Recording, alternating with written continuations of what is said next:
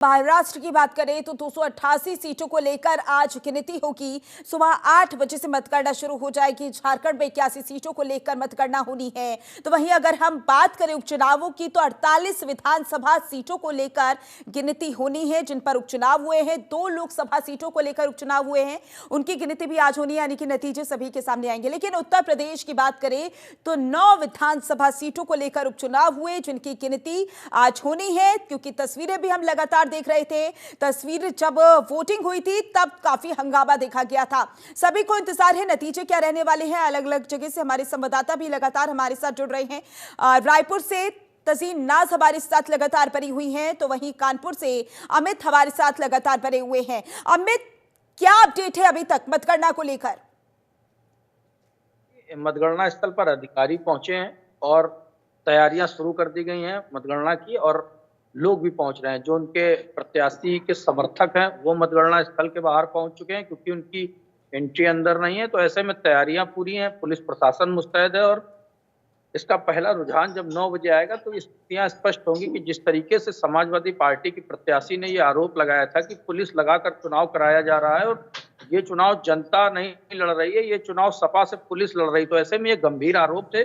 अब वो भी पता चलेंगे किस तरीके के आरोप थे और क्या होने वाला है। और कहीं ना कहीं क्योंकि लगातार ईवीएम पर विपक्ष आरोप जड़ता रहा है कि जैसे ही वोट परसेंट उनका कम होता है या हारने की स्थिति आती है तो वो सीधे कह देते हैं कि ईवीएम हैक है। तो ऐसे में अमित, ईवीएम की अगर सुरक्षा हम आरोपों की बात करें तो जब भी इस तरीके की मतगणना होती है, चुनाव कोई सा भी हो, विपक्ष की ओर से तमाम आरोप तो लगाए ही जाते हैं।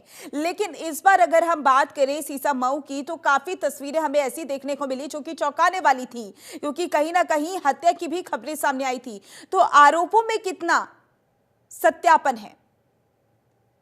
देखिए, आरोपों में सत्यापन का तो यूं कहें कि किस भाजपा का ये आरोप था कि समाजवादी पार्टी के कार्यकर्ता फर्जी वोटिंग कर रहे हैं, और सपा का ये आरोप था कि भाजपा के लोग फर्जी वोटिंग कर रहे हैं। लेकिन किसी तरीके का साक्ष्य सामने नहीं आया था। लेकिन समाजवादी पार्टी का सबसे बड़ा आरोप ये था कि पुलिस सबकी आईडी चेक कर रही है और जो लोग समाजवादी पार्टी के मुख्य वोटर हैं उन्हें वापस कर रही। तो ऐसे में अखिलेश यादव ने भी प्रेस कॉन्फ्रेंस में कानपुर के 2-3 अधिकारियों का नाम लिया था, जिसके बाद एक इंस्पेक्टर और एक उप निरीक्षक को यहाँ सस्पेंड भी कर दिया गया था सुरक्षा की दृष्टि से, क्योंकि उन्होंने आने जाने वाले लोगों के लिए आधार कार्ड चेक किए थे, उनकी आईडी चेक की थी। जबकि साफ तौर पर ये ऊपर निर्देश थे कि कोई भी पुलिसकर्मी किसी की आईडी चेक नहीं करेगा। तो ऐसे में कहीं ना कहीं आरोप प्रत्यारोप का दौर चला। लेकिन समाजवादी पार्टी का जो आरोप था कि फर्जी वोटिंग कराई जा रही है या अन्य लोग अंदर जो वोटर नहीं है समाजवादी उधर सीसामऊ के, तो वो पहुंच रहे हैं। ऐसे में ये आरोप अभी तक सिद्ध नहीं हुआ। लेकिन कहीं ना कहीं जो पुलिस के ऊपर आरोप लग रहा था कि आईडी चेक करके आगे भेजा जा रहा है, अगर वो समाजवादी पार्टी का कार्यकर्ता है तो उसे वापस भेज दे रहा है, तो कहीं ना कहीं इनके तमाम वीडियो सामने आए। और वीडियो सामने आने के बाद पुलिस कर्मियों पर बड़ी कार्रवाई हुई थी। 2 लोगों को सस्पेंड भी किया गया था, हंगामा भी हुआ था। पुलिस हाथों में लाठी लेकर भीड़ को संभालने के लिए तैयार थी और गलियों को सीज कर दिया गया था। ऐसा में साफ साफ नसीम सोलंकी ने कहा था कि समाजवादी पार्टी के खिलाफ पुलिस चुनाव लड़ रही है, जनता चुनाव नहीं लड़ रही है।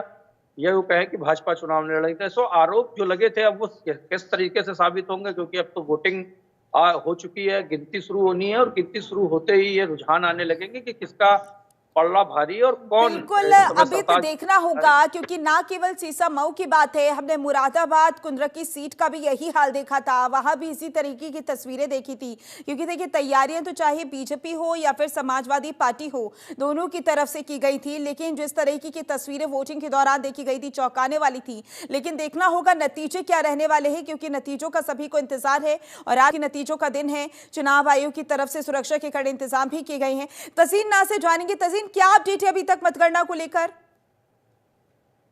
माधुरी, देखिए 8 बजे से जो है यहाँ पर काउंटिंग जो है शुरू होनी है। सबसे पहले बैलेट पेपर से काउंटिंग शुरू होगी। तो इसमें जो है अभी अधिकारी जो है वहाँ पे जो पुलिस फोर्स बल जो है वो पहले से ही तैनात है, लेकिन जो कर्मचारी है वो धीरे धीरे जो है अभी वहाँ पर पहुंच रहे हैं। बिल्कुल तज़ीन, और तस्वीरें भी हम लगातार दर्शकों को दिखा रहे थे कि किस तरीके से इंतजाम किए गए हैं, चाहे वो मतगणना केंद्रों पर हो या फिर पहले जब वोटिंग के दौरान हमने देखा था कि जो सुरक्षा के कड़े इंतजाम थे उसको बहुत सुचारू रूप से व्यवस्थित किया गया था ताकि कोई परेशानी ना हो।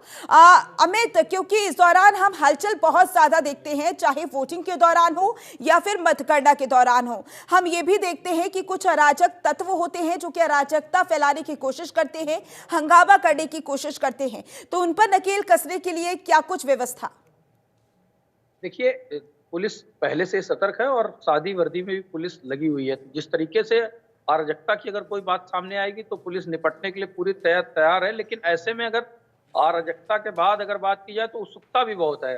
समाजवादी पार्टी के कार्यकर्ताओं या भाजपा के उत्सुक हैं, क्योंकि लंबे समय से ये सीट समाजवादी पार्टी के पास थी, तो भाजपा के कार्यकर्ता उत्साहित हैं कि इस बार ये सीट भाजपा के खाते में हो गया। ऐसे में लड्डू बन चुके हैं और वो तमाम तैयारियां, ढोल नगाड़े और इनकी व्यवस्था कर ली कि जैसे ही रुझान आने लगेंगे या जैसे ही उनका प्रत्याशी जीतेगा वो खुशी का इजहार करेंगे, तो कहीं ना कहीं समाजवादी पार्टी जो मुख्य रूप से भाजपा का सामना कर रही थी सीसामऊ सीट पर, उसने भी अपने लड्डू की तैयारी कर ली और कार्यकर्ता भी खुश हैं, क्योंकि उन्हें ये लगता है कि ये सीट उनकी कंफर्म सीट है, क्योंकि 22 सालों से लगातार समाजवादी पार्टी के पास है। उनको ये लगता है कि सीट का किला कोई नहीं भेद सकता है। योगी आदित्यनाथ ने इस पर रैली की थी और कटेंगे तो बटेंगे का नारा इस सीट पर भी लगाया था, जहां लोगों में काफी जोश देखने को मिला था। अब देखने वाली बात तो ये होगी जब नतीजे सामने आएंगे तो किस तरीके का नतीजा आने वाला है और कार्यकर्ताओं की जो उम्मीदें हैं वो कितनी उस पर खरे उतरेंगे। ऐसे में उनके जो लड्डू बन चुके हैं, जो ढोल ताशों की तैयारी की है, वो किस तरफ से बटेंगे, कहाँ ढोल बजेगा, ये तो अब शाम को ही पता चलेगा। जी।